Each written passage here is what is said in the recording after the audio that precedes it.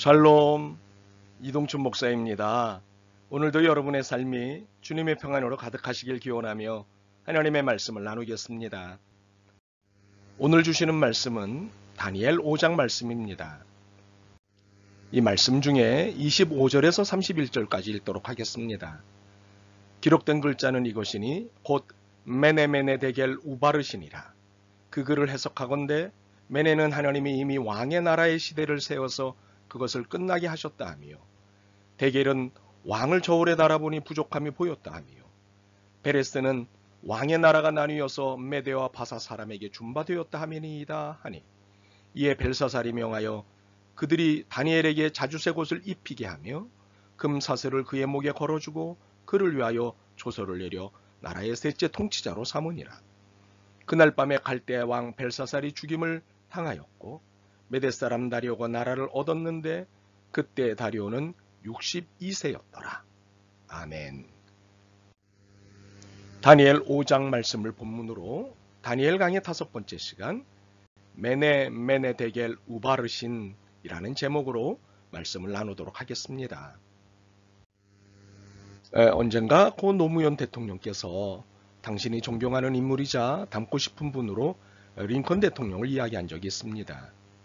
그때 저는 대통령께서 좋은 분을 표상으로 삼으셨구나 하고 생각했습니다. 그러면서 링컨 대통령이 어떤 부분을 닮고자 하는 것일까 하고 궁금했습니다. 기왕이면 예수님 잘 믿는 부분을 닮으셨으면 했습니다. 링컨 대통령께서는 사표가 될 만한 것이 많습니다. 그중 하나를 소개해드리겠습니다. 남북전쟁이 한창일 때였습니다. 북군의 거듭된 패배로 사기가 떨어지자 장군들이 링컨 대통령을 찾아와 걱정스럽게 보고하였습니다. 그러자 링컨 대통령은 시간을 내어 하나님께 더 기도해 보겠노라고 하였습니다. 그러자 한 장군이 비웃듯이 각하, 아무래도 하나님께서 우리 편이신지 의심이 됩니다 라고 말을 하는 것이었습니다. 그러자 링컨은 그 장군을 꾸짖으며 이 사람아, 내가 하나님께 기도하는 것은 하나님께서 내 편인지를 못 믿어서가 아니네. 내가 지금 하나님 편인지를 확신하지 못해서 기도하는 것일세 라고 말했다고 합니다. 우리가 신앙생활에 소외하는 부분이 바로 이것입니다. 하나님이 과연 내 편이신가에 집중하는 태도입니다. 이 태도는 하나님을 이용하겠다는 불손한 태도입니다. 신앙의 대상은 내가 중심이 아니라 하나님이 중심이십니다. 그러므로 내가 하나님 편인지를 점검하고 그것에 긴장하는 것이 바른 신앙 자세입니다. 오늘의 본문은 하나님이 기준으로 삼으시는 것이 무엇인지를 분명하게 보여주고 있습니다. 우리는 본문의 사건을 통해 하나님의 기준을 볼 것입니다. 오늘 사건의 발단은 벨사살 왕의 잔치로 시작됩니다. 그는 느부갓네살의 뒤를 이은 왕으로 이미 여러 해를 통치해오는 중이었습니다. 오늘 그는 귀한 손님 1000명을 불러 큰 잔치를 베풀고 있는 중이었습니다. 왕이 베푸는 잔치야 흔히 있는 일이니 이로서는 아무 흠이 될 것이 없는 일이었습니다. 그런데 그가 그날의 술잔으로 사용한 것이 문제가 된 것입니다. 이는 그의 아버지 느부갓네살 왕이 예루살렘을 함락시켰을 때 그곳 성전에서 가지고 온 금그릇과 은그릇이었습니다. 성물이었습니다. 거룩한 물건이었습니다. 사실 느부갓네살 왕은 하나님의 성물을 두려워했습니다. 왜냐하면 이미 우리가 앞서 보았던 대로 여러 차례의 사건을 통해 하나님을 체험한 왕이었기 때문입니다. 그래서 그는 비록 온전한 믿음은 아니었지만 하나님을 두려워했고 예루살렘에서 가지고 온 성물을 건드리지 않았습니다. 그런데 그의 아들인 벨사살은 이를 함부로 건드렸던 것입니다. 게다가 성물에다 술을 담아 마시면서 다른 신들을 찬양했던 것입니다. 이때 갑자기 사람의 손이 나타나 벽에 글을 썼고 그 글은 메네 데겔 우바르신이었습니다. 벨사살은 창백해졌고 다급해진 그는 이 문제를 해결하는 자에게는 나라의 셋째 가는 통치자로 삼겠다는 제안을 합니다. 그러나 아무도 그 글을 읽을 수가 없었고 그 뜻을 해석할 수도 없었습니다. 왕의 얼굴은 점점 창백해지고 궁은 공포의 소용돌이에 휩싸이게 되었습니다. 이 소란에 왕의 어머니가 달려왔고 그녀는 왕에게 다니엘을 적극 추천했습니다. 이에 불려온 다니엘은 벨사살로부터 이 문제를 해결해주면 나라의 셋째 가는 통치자로 삼겠다는 약속을 받습니다. 그러나 다니엘은 이 약속에 기대지 않고 벽에 쓰여진 글자를 읽어주고 그 뜻을 해석해 주었습니다. 왕이 하나님의 기준에 미달되었다는 해석이었습니다. 그날 밤 왕은 살해당하였습니다. 우리는 벨사살 왕의 사건을 통해 하나님이 원하시는 기준이 무엇이며 이 기준은 왕에게 해당되는 것인지 아니면 모두에게 해당되는 것인지를 좀 더 봐야 합니다. 첫 번째로 이 사건에서 하나님의 기준은 거룩이었습니다. 우선은 하나님의 것과 세상의 것이 구별되는 거룩이었습니다. 왜 벨사살 왕은 부친도 함부로 다루지 않았던 하나님의 성물을 우습게 여기고 그것으로 술잔 삼았던 것입니다. 하나님의 것을 함부로 여기는 것, 바로 이것이 거룩에 대한 모독 행위이고 이에 심판이 따른 것이었습니다. 두 번째로, 그러나 거룩이라는 기준과 더불어 오히려 더 주목해야 할 기준은 주권이었습니다. 벨사살이 왕으로서 자신의 권력에 따라 인재를 등용하고 그를 둘째에 둘 수도 있고 셋째에 둘 수도 있습니다. 이것은 전혀 문제가 되지 않습니다. 문제는 하나님을 알면서도 이를 의도적으로 무시하고 교만한 태도를 보였다는 것입니다. 하나님의 주권을 의도적으로 무시하였다는 것입니다.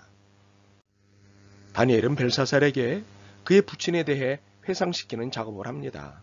느부갓네살 왕이 어떻게 하나님을 만났고 하나님에 대해 얼마나 정중한 태도의 삶을 살았는가에 대해 상기시킵니다. 그리고는 결정적인 멘트를 날립니다. 22절과 23절입니다.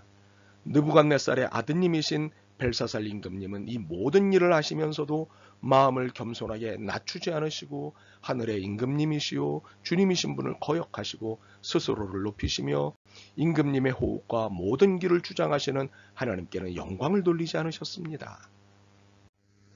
하나님에 대한 의도적인 외면 그리고 무시하는 태도로서의 교만, 이것이 결국에는 메네 왕의 폐위를 가져오게 된 것임을 다니엘은 말하였습니다. 하나님을 인정하지 않는 권력자의 결국 그리고 사람의 결국은 하나님의 끝나게 하심을 만나게 됩니다. 하나님에 대한 의도적인 무시는 더더욱 하나님 앞에서 큰 죄를 짓는 것입니다. 여기 한 가지 더 짚고 넘어갈 것이 있습니다. 사실 벨사살 왕이 다니엘을 모를 리 없습니다. 부친인 느부갓네살의 운명이 달린 일들을 다니엘이 3시기나 해결해 주었는데 이를 모를 리 만무입니다. 그런데 벨사살 왕은 마치 다니엘을 처음 보는 것처럼 대하였습니다.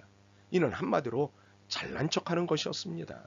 알아도 모르는 척하는 것은 잘난 척하자는 것인데 어디 하나님 앞에 통하긴 할까요? 세 번째로는 자격미달의 대통령, 이는 나라의 불행입니다. 더욱이 하나님을 무시하고 인정하지 않는 대통령과 함께 사는 백성은 불쌍한 백성들입니다. 왜냐하면 하나님은 벨사살 왕에게만 거룩과 주권이라는 기준을 제시하신 것이 아니기 때문입니다. 이것은 전 세계, 전 시대의 왕과 대통령에게 제시하신 기준입니다. 바벨론 제국은 벨사살 왕으로 말미암아 도탄에 빠지게 되었는데 그 나라가 메대와 페르시아의 손에 넘어가게 됐다는 사실입니다. 이 사건을 통해 하나님이 시사하시는 것은 왕의 태도, 대통령의 태도, 권력자의 태도가 그만큼 중요하다는 것을 말씀하심입니다. 네 번째로는 그러나 이 기준이 벨사살 왕이 아닌 전 세계와 시대의 왕들, 대통령들, 권력자들에게 해당되는 것이듯 모든 사람들에게도 해당되는 기준이라는 사실입니다. 그렇기에 하나님은 오늘 나의 영적 무게를 재고 계십니다. 다시 말씀드립니다. 이것은 남의 이야기가 아니라 내가 들어야 할 말씀입니다. 한 남자가 자기 아내의 귀가 자꾸 어두워지는 것 같아서 걱정이 되어 의사를 찾아가 의논했습니다. 선생님, 제 아내의 청력이 전과 같지 않아서 걱정입니다. 어떻게 하면 좋을까요? 그러자 의사가 이렇게 제안을 하였습니다. 어느 정도 심한지 먼저 집에서 간단한 테스트 해보시죠. 부인이 부엌에서 일할 때 7m쯤 뒤에서 말을 해보세요. 알아듣지 못하면 조금씩 가까이 가서 말을 해보세요.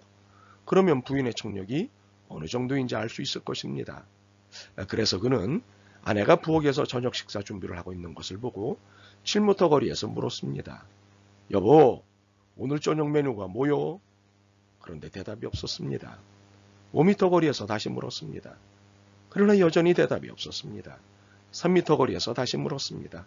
그래도 대답이 없었습니다. 그는 할 수 없이 아내의 귀에 대고 물었습니다.